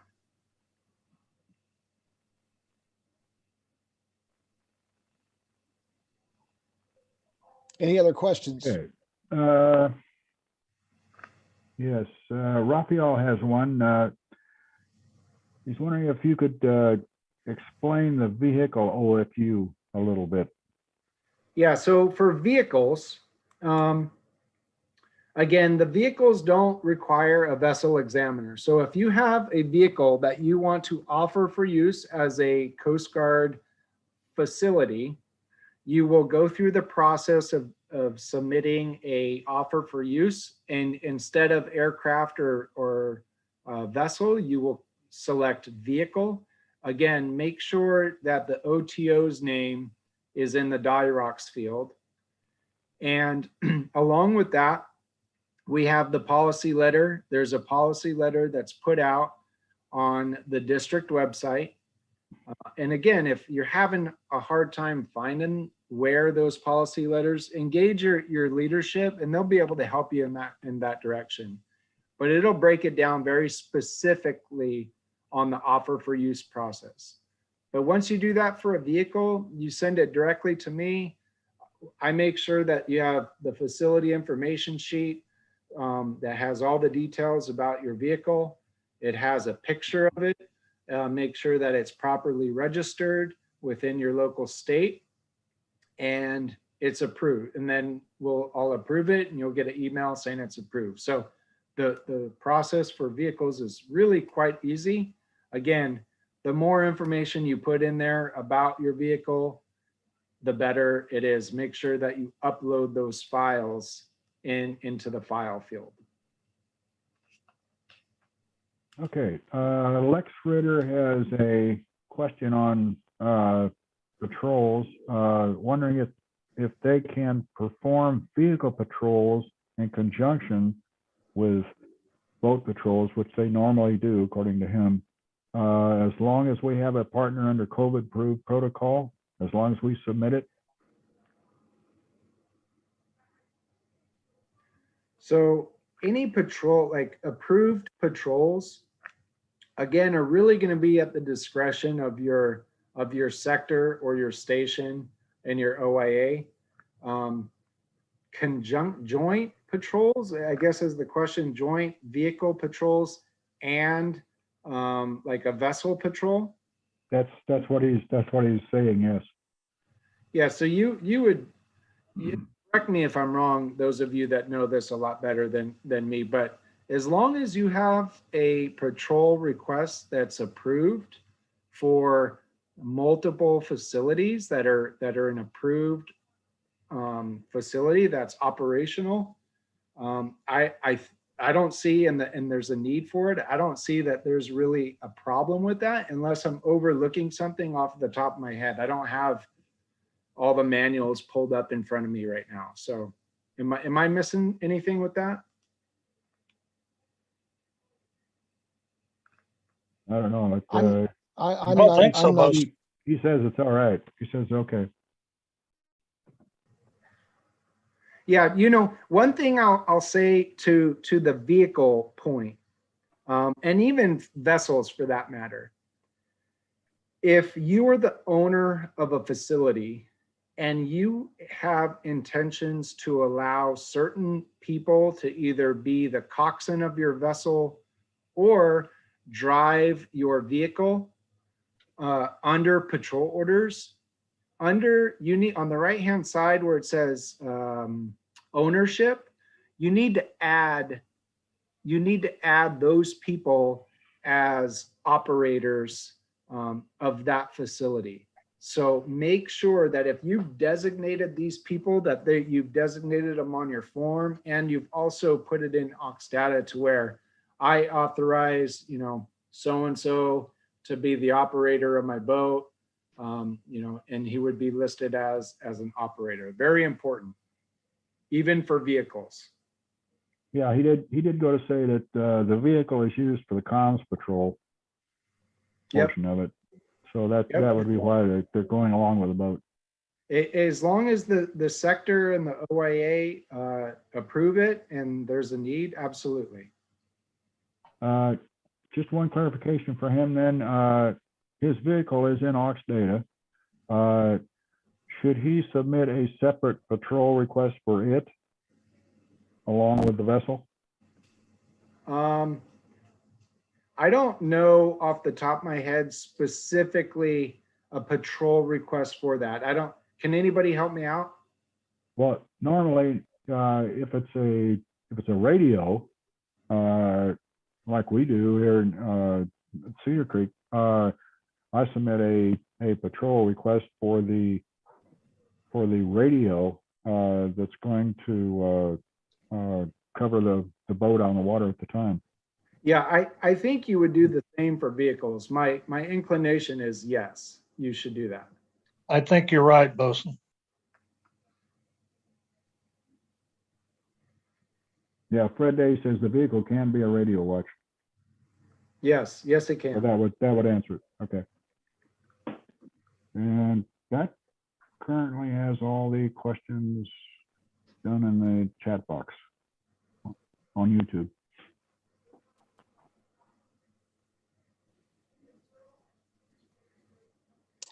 Yeah, again, any uploaded files, if they're receipts, anything more than $75 must be uploaded into the file on a patrol order.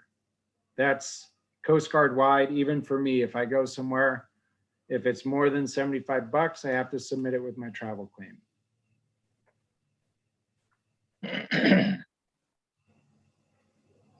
Very good. Thank you very much, Bosun. Any other questions or comments in the chat box, Commodore Hardin? That's all I'm seeing. All right, very good. None Commander on Williams, Zoom, Commodore. Commander Williams, the floor is yours, sir. Thank you, Bosun. You're welcome. Hey, thank you, Commodore. Yeah, just we had our monthly or bi-monthly meeting today with my program, my parent command up at headquarters today, and just a couple of things that probably for the interest of this group. The life jacket observation program that was canceled last year due to COVID, they're going to try to get that going again this year. The goal is April the 15th, running through mid part of May. I'm not too familiar with that, but I guess there's predetermined sites that this takes place at. So there's more to come on that one. The uniforms, the CGU and the AWU, looking at rolling those out in 2023, the latest. It's got to get some final approvals. And also the third edition of the Reconstitution Guide. It's going to be coming out in the near future, but I asked each of you to take a look at the current one. If there's any feedback, updates that you think are relevant for the new one in this current environment, run it through your chain of leadership, get it up to the chief of staff and the Commodore eventually, and then if you guys can send it to me, and then I will take it if you approve, Commodore, and to BSX for feedback.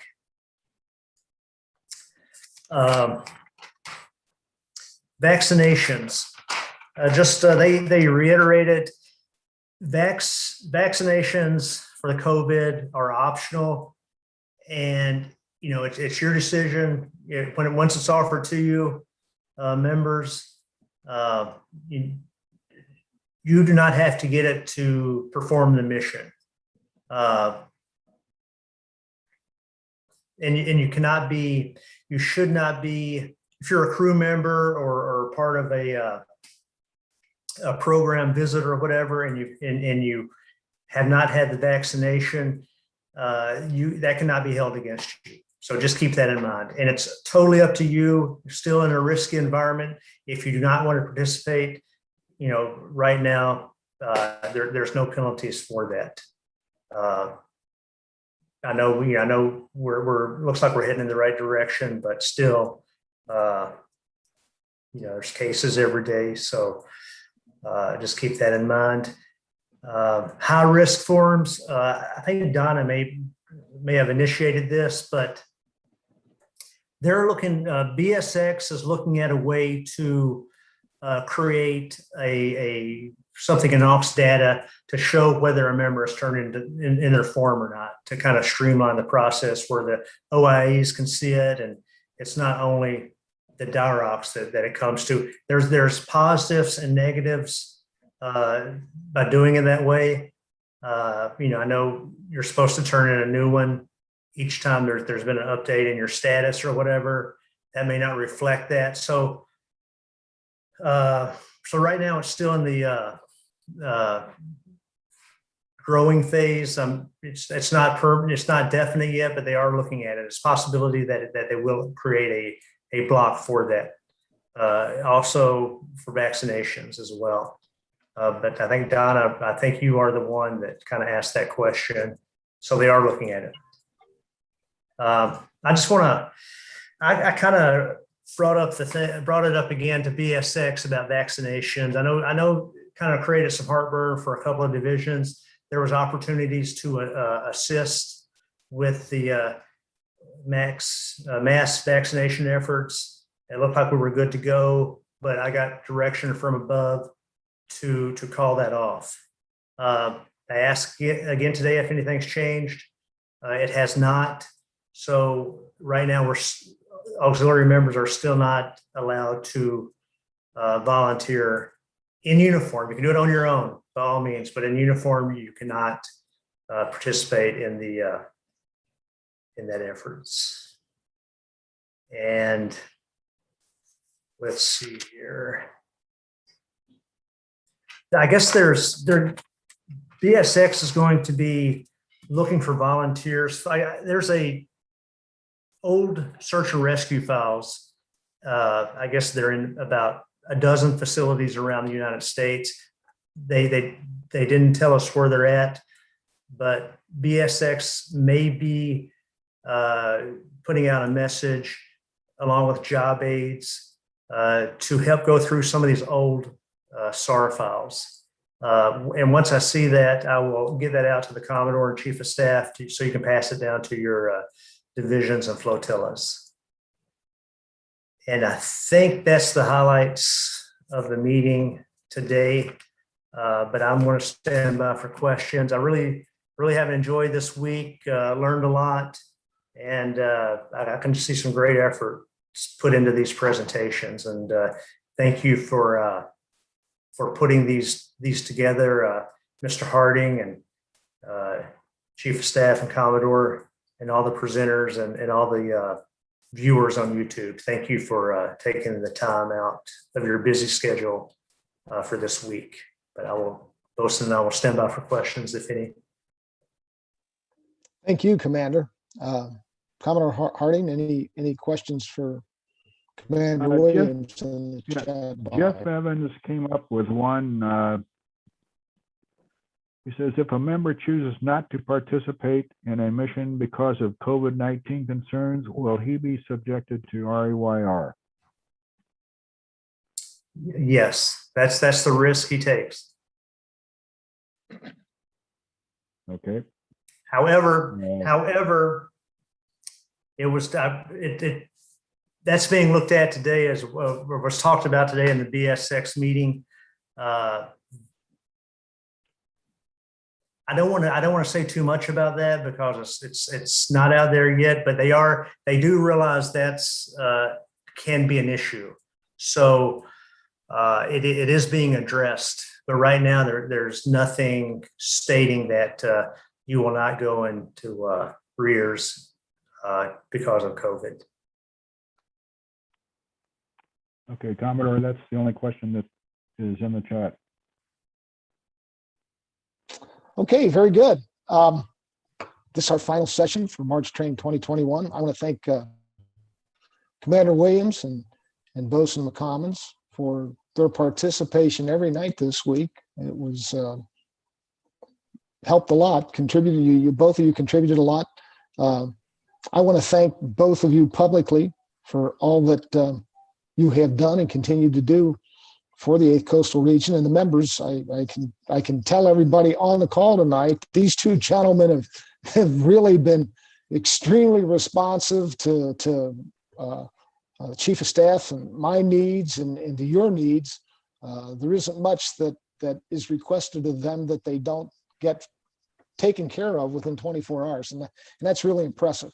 And we really appreciate that, because we know that in some other districts, that's not the case. And it just shows that you two gentlemen are engaged with us and have our interests at heart, are advocating for us. So I really want to thank you for that. And Bozeman Commons, I want to thank you, sir.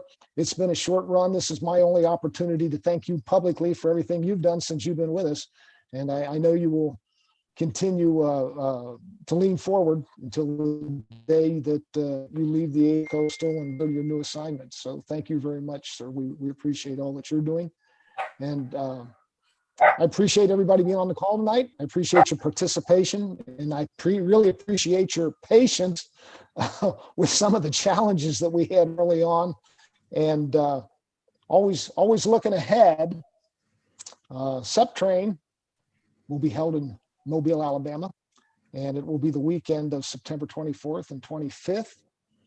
And we hope to see everybody there, because it's been too long since we've all been together. And getting together is really important to all of us to maintain our relationships with one another, network with one another, and build on each other's strengths and help each other with our challenges. So with that, I thank you all. Have a good night. Be safe, and thank you for everything that you do for the Coast Guard Auxiliary. Have a good evening, everyone. Thank you. Thank you.